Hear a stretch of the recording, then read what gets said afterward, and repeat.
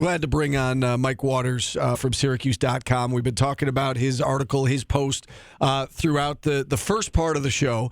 Mike, great stuff. I guess there's a lot there. There's a lot to tackle. I guess let's start with what stood out to you in kind of delving deeper into these numbers and talking to the people you talked to.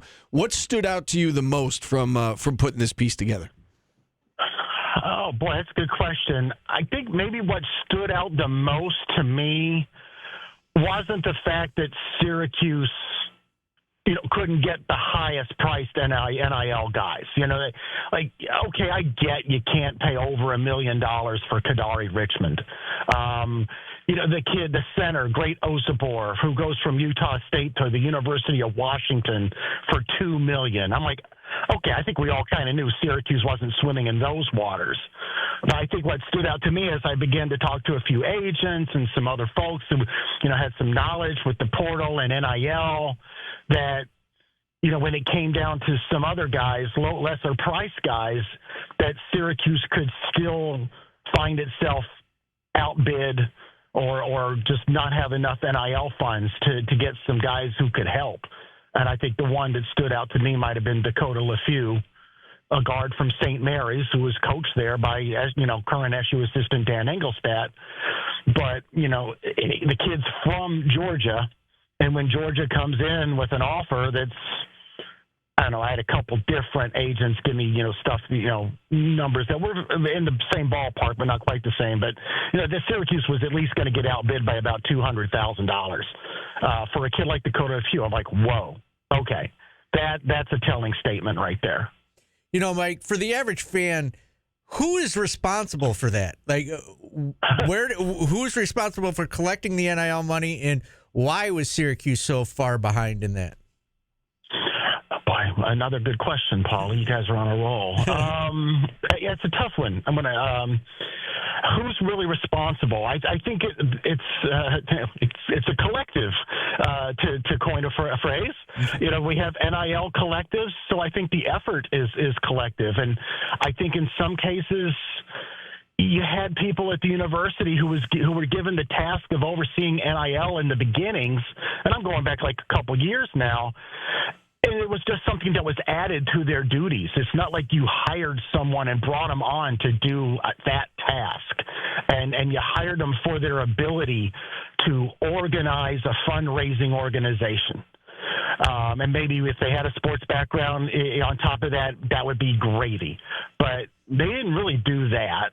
And then as NIL kind of began to explode and morph, and it wasn't going to be just simply about a player making money off the sale of his jersey in the student store, and it was going to be more like, pay for play.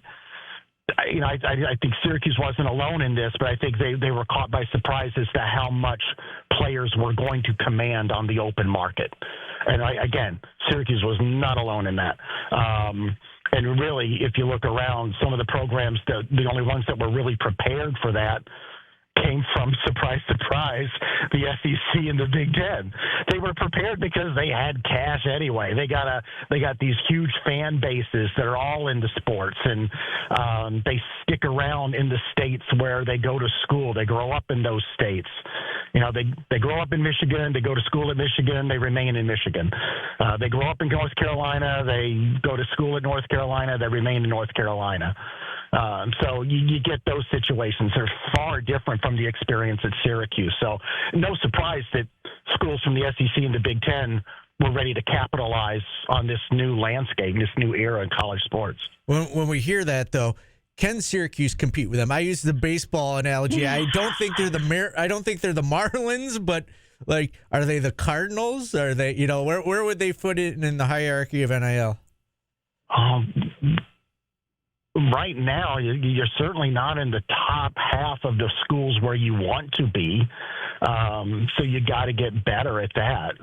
Where they are in terms of like a Major League Baseball analogy, not exactly sure. Cincinnati, Milwaukee, maybe. Yeah, that's about right. Yeah. So you got to do better. You got to close the gap. And will you ever have as much money that's coming in for NIL through fan bases, or through the fan base alone, is as much as an Alabama or an Arkansas or Kentucky? No, probably, almost definitely not. But you got to close the gap enough so that when you have to be somewhat more selective, you can be competitive in that range. Going back to what we were talking about originally, like, the Dakota LeFew area of the market. And listen, there's stuff that this staff I think they've learned. Red Autry talked about it on the coaches conference call, the ACC coaches conference call just last Monday, about how they've learned a little bit. And he admitted that, and I think I included that quote in the story where, we didn't get into specifics. Well, I did have that quote from him saying, last year's foray into the transfer portal was really his and his staff's first ever in terms of the portal as it is now. Prior to that, it was, guys are in the portal. Well, who did we used to recruit? We get a Cole Swider, who we recruited really hard, and it came down to Syracuse and Villanova. And he's leaving Villanova, and he'll just come in. Now, that was actually pre-NIL days. But a more recent example would be just 2 years ago. Your transfers were J.J. Starling, a hometown kid who returns home after 1 year at Notre Dame, and Naheem McLeod. That's it. So I think they learned last year when they really had a big turnover just what it was going to take to be successful. And there's changes already afoot. I mean, last June they hired a general manager. I think that sets them up to be more prepared entering the portal this year in terms of scouting, maybe raising some money during this past 6 to 8 months, having a bigger NIL war chest. Like I said, not only scouting players, but having somebody who can spend the bulk of their time on the phone with AAU coaches or agents and knowing who's going to be entering the portal before they even do, scouting them, getting an idea of how much that guy is going to command on the open market. And if you know before a kid hits the portal and that he's A, going to hit it, but B, be immediately out of your price range, then don't waste time. And you go to the next guy. And then maybe I think you can just be a little bit smarter and better prepared, and we'll see how they do. I don't know. Syracuse University came out last week, and they said that, that they would, as the rules change here this spring, right? We're all expecting the rules were changed, and the NCAA settlement will go through, and they can spend up to that, $20.5 million and give it directly to the athletes, in terms of revenue sharing and whatnot. And the university said that they are committed to that full amount. Do you think that, kind of a big picture question here, do you think that will end up evening the playing field, or do you think it's not really going to make a dent because, of course, all the SEC schools and Big Ten schools, they're going to do the same thing, and there's still going to be that big gap that exists? There will still be a gap, absolutely. As you pointed out, if everybody can spend $20 million, but then you can also raise more NIL money on top of that, and the schools that can raise NIL money, more of it, will still have that advantage. But I guess there is a potential of, in terms of like a ratio of money to money, if Syracuse has $1 million and another school has $5 million, that's a 5-to-1 advantage. So now if everyone gets to pay $20 million and you commit to that, and of course it's not all going to go to basketball, you're going to have to disperse that over your entire athletic department. So you got football teams, lacrosse teams, SEC schools have baseball teams. But let's just go with the 20 million. So now you got $25 million for the one school and $21 million for Syracuse. Well, the ratio's better. What worries me going forward, though, is if I was reading that whole thing last week where Syracuse announced championship Cuse, that $20 million, it almost sounded like the school's expecting fans to be, where they get the money from. And I would feel a lot more secure and confident in your ability to pay players and raise more money for NIL if you weren't counting on the fans to raise the first $20 million. That first $20 million really needs to come from the school, and the money you make off of television contracts and the money that's divided up within the conference. And schools need to be stepping up and paying for some of this before they turn around and ask fans. And you can't always go around, just with your handout. What do you think the biggest priority is going to be so this season's going to end in a couple of weeks? What's the biggest priority in the portal and this offseason for Adrian Autry and his staff? Let me see. Biggest priority. I think you take what you've learned this year and apply it. But you can't have just a knee-jerk reaction because then you could overcorrect. I think perhaps Eddie Lampkin might have been an overcorrection. They so lacked a low-post presence 2 years ago, or actually just 1 year ago, last year, with Malik Brown as your center. And as great as Malik was defensively and, kind of maybe causing a little mismatch problems, he wasn't a low-post threat at all. You had no low-post threat. So they went out and overcorrected, got a low-post threat. But now you learn, man, in order to be a really good defensive team, you got to have a rim protector. Eddie's not that. So, you go into the portal this year, it'll be interesting to see what they're looking for at the center position. My priority would have to be a point guard, in my opinion, though. And then beyond that, I know it's easy to say, you need a position, you need either point guard or center or everything. To me, no matter what position you're looking at outside of point guard, you got to find guys who want to come in and buy in and fit your system and want to play defense the way Red Autry wants to play defense. I mean, you're basically the worst defensive team in the league. You're last in the league in steals. You're last in the league in blocks. You're giving up a ton of points. I think you're like 15th or 16th in the league in points allowed in conference play. And not only are you allowing points, you don't have the kind of offensive team that Alabama has, where most days you can outscore that other team, except, I guess, when Alabama runs into Missouri. But barring that, it's like, Syracuse is something like, I just wrote this the other day, 0-9. I think they're 0-9 in league play when they give up 75 or more points. So which tells you two things. One, you've given up more than 75 points way too many times. And also, you don't have the kind of offense that can outscore anybody when they score 77 or 80 points. Just like last week at Pitt, you lost 80-69. I think you need to bring in guys who want to play defense, that can play defense, and you got to get stronger on that side of the ball. When I read your article, Mike, about the NIL, I was a little shocked by some of the numbers. I assume a player may read that article too and see those numbers also. Can Syracuse afford to retain their best players is probably the biggest question. And do they want to retain their best players, do you think?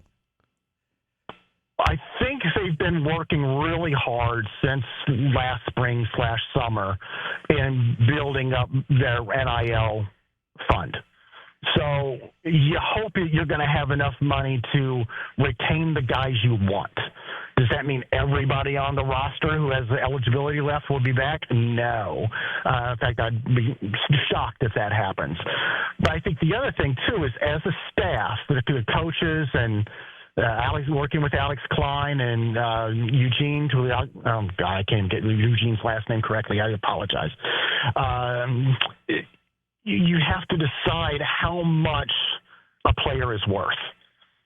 It's the money ball question. It's like, yeah, we might have enough money for that guy, but we have a limit here. We're not going to overpay.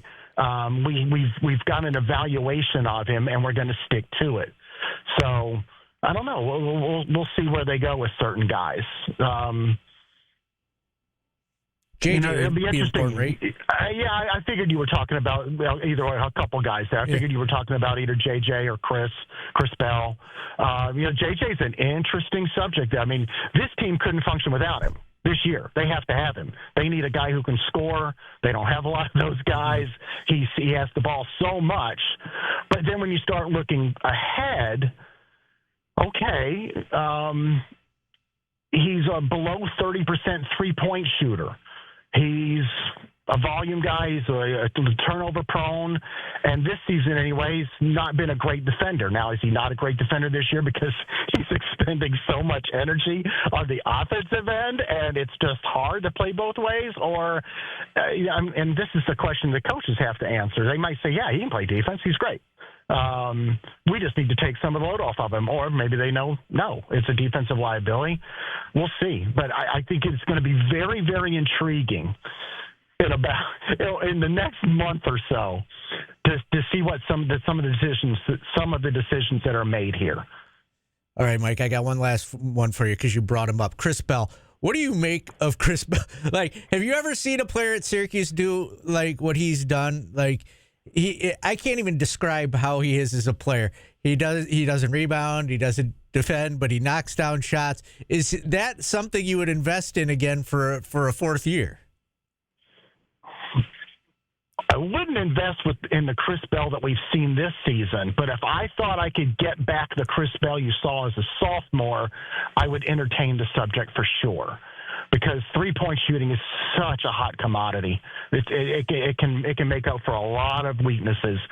That said, I don't know. To see him struggle so much when he doesn't have, open shots. The open shots he got last year when the backcourt was JJ and Judah Mintz.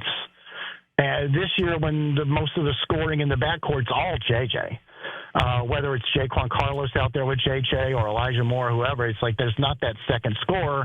I think that's made life really, really tough on Chris Bell.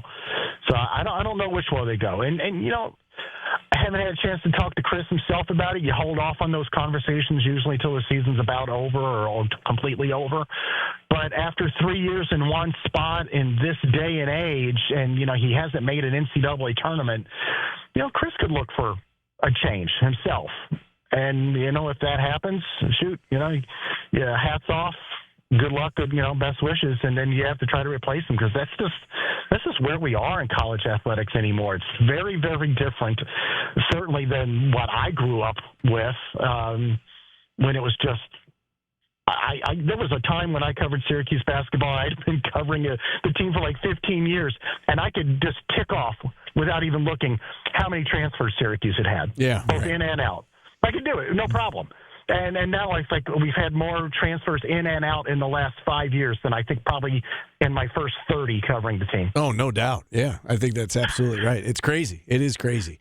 I feel like we could talk about this all day. Unfortunately, we're running a little bit late here, Mike, but you've been gracious with your time. Thanks so much for coming on, and we look forward to seeing you Thursday night on the TV side of things. No problem, guys. Good to talk to you. We'll talk to you soon. Bye. Our good friend Mike Waters from Syracuse.com joining us. And with that, we will hit a timeout. A lot of people want to check in on this topic. Phone lines are jam-packed. Mike Waters drove to Notre Dame with me once. Yeah? How'd that go? Good. He wrote a whole article on me. I know. I remember that. He's a good dude. He is a good dude. That's why I back him. Because we're homies. Knows his stuff as well. Yeah. All right, we'll take a timeout here. Phone lines open if you want to check in. Back after this. Another puff piece from Waters.